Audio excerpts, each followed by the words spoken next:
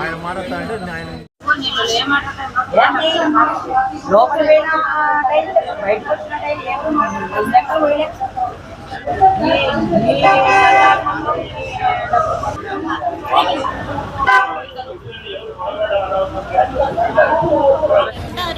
తీయమను నాన్న పట్టుకొని పన్నైనా తీపి నాకు.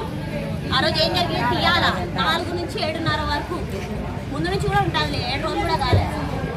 ఇప్పుడు డిలేట్ చేయాలా నా కొడుకు పగుతారు భయపడి డిలేట్ అయినా చేస్తారు. అదే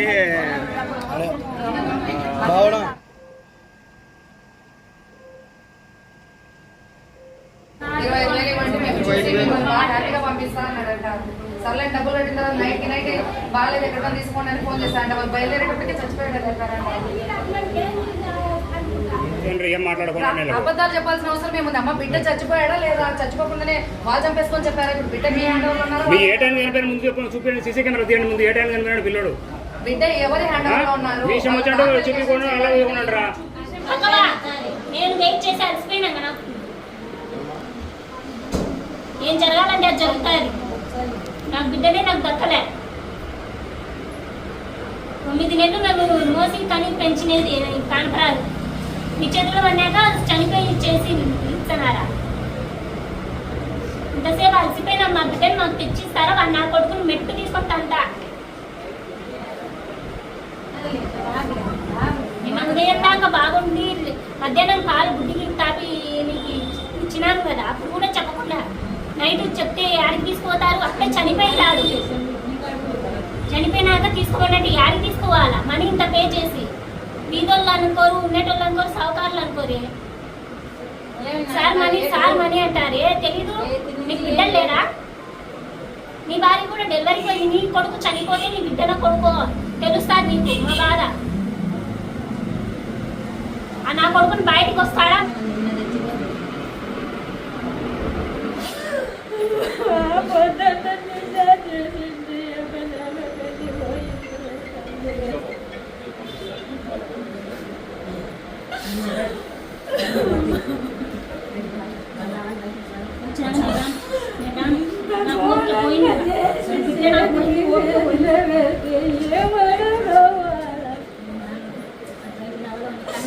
నాకు ఓకే రాలే, చేతికి రాలే.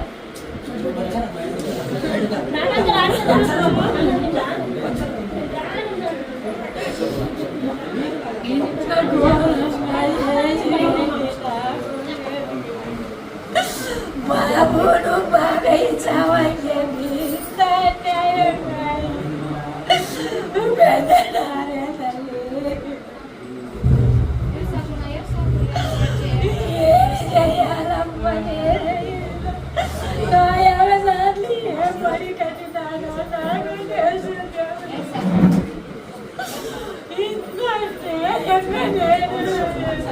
అప్పల్లోనే ఎట్లా తీసుకోవాలి? పిల్లోడంటే పిల్లోడు ఎంత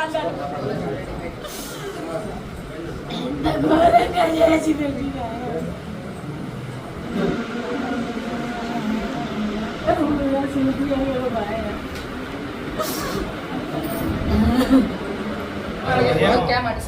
గవర్నమెంట్ కట్టించింది బిల్లులు కాదా? ఇప్పుడు ఏమన్నాను అన్నమాట అబద్ధం చెప్తానే. వాళ్ళ డాక్టర్ ప్రొటెక్ట్ చేసుకోవడమే వాళ్ళ ఇప్పుడు డాక్టర్ కంప్లైంట్ ఇచ్చుకున్నాడు కాబట్టి. నా పేరు శివ, మాది గండికోట గ్రామం, జమలమడుగు మండలం. మేము 20వ తారీఖు జమలమడుగు రామేశ్వరం హాస్పిటల్లో మా సిస్టర్ను అడ్మిట్ చేయడం జరిగింది. నైట్ 12 o'clock డెలివరీ అయింది. డెలివరీ అయిన 1 hourకు ఇట్లా బాబు ఏడ్చడం లేదని ప్రొద్దుటూరుకు రెఫర్ చేసినారు. ఇక్కడికి వచ్చి అడ్మిట్ చేసినాము. ఒక 2 days 3 days తర్వాత బాగా రికవర్ అయింది. ఒక 2 daysలో డిశ్చార్జ్ చేస్తామని చెప్పినారు. కంప్లీట్గా ఐసీయూలోనే ఉంచినారు. మాకు బాబుని కూడా ఏం చూపించలేదు. తర్వాత వచ్చేసి వాళ్ళకు సీరియస్నెస్ క్రియేట్ చేసినారు. దాదాపు ఈ రోజుతో 11 రోజులు అయింది వాళ్ళు ట్రీట్మెంట్ చేయబట్టి. వారాహి హాస్పిటల్లో లోకేష్ అనే డాక్టర్ ట్రీట్మెంట్ చేసినాడు. నిన్న ఈవినింగ్ నైట్ వచ్చేసి 7:30, 8 లోపల మనకు బాబు సీరియస్గా ఉంది, మీరు అర్జెంటుగా 15 మినిట్స్లో హైదరాబాద్ కానీ కర్నూలు కానీ తీసుకెళ్ళాలి, ఇక్కడ ట్రీట్మెంట్ చేసే పరికరాలు ఇక్కడ లేవు, మా శక్తికి మించి కావాలా, అవి ఇక్కడ అందుబాటులో లేవు, మీరు ఖచ్చితంగా అక్కడికి వెళ్ళిపోవాలని చెప్పినారు.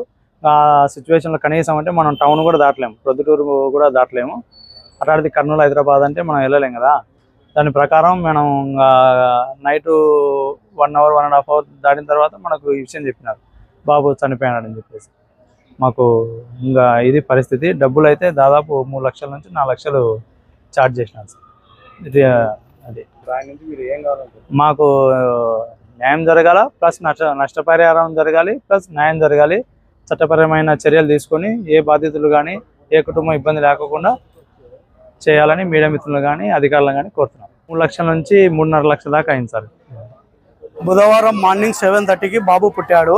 పుట్టిన తర్వాత ఒక 10 నిమిషాలకు మాకు కూడా చెప్పకుండా హాస్పిటల్ నుంచి ఇక్కడ తీసుకొని వచ్చారు. తీసుకొని వచ్చిన తర్వాత 30% బాబు పుట్టేది అని చెప్పాడు.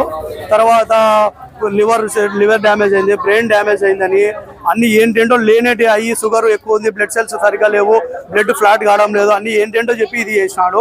మినిమం 5 డేస్లో కనీసం 1 లక్ష నుంచి 2 లక్షల వరకు ఛార్జ్ చేసినాడు. ఓన్లీ మెడికల్ బిల్ ఒకటే. నాకు నిన్న డిశ్చార్జ్ చేస్తా అని చెప్పి తీరా మళ్ళీ క్రిటికల్ కండిషన్ ఉంది అని చెప్పి మళ్ళీ ట్రీట్మెంట్ చేయాలన్నాడు. తర్వాత నేను వేరే హాస్పిటల్ అప్రోచ్ అయ్యి బాబు అయితే కండిషన్గా ఉన్నాడు. మాకు నష్టపరిహారం కావాలా, హాస్పిటల్ అనేది ఉండొద్దు. ఈ పొద్దు మాకు జరిగింది రేపు నెక్స్ట్ ఇంకొకరు జరగద్దు, మా లాంటి వాళ్ళు ఎవరు కావద్దు.